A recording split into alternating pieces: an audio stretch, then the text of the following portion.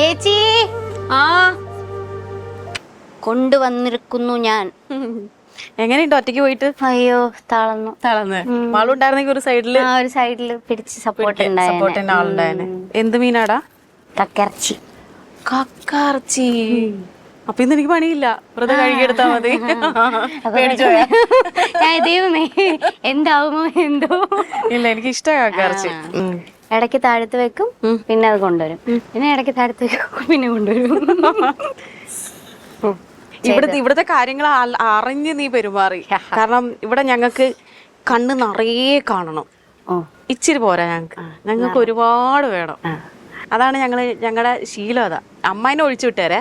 അമ്മായിക്ക് ഒന്നുമേ വേണ്ട. അമ്മായിക്ക് കഞ്ഞി ഉണ്ടെങ്കിൽ അത് മതി. അപ്പൊ ഇനി നീ മാളു ചെയ്യണ പരിപാടിയൊക്കെ ചെയ്തോളൂല്ലോ. പിന്നെന്താ,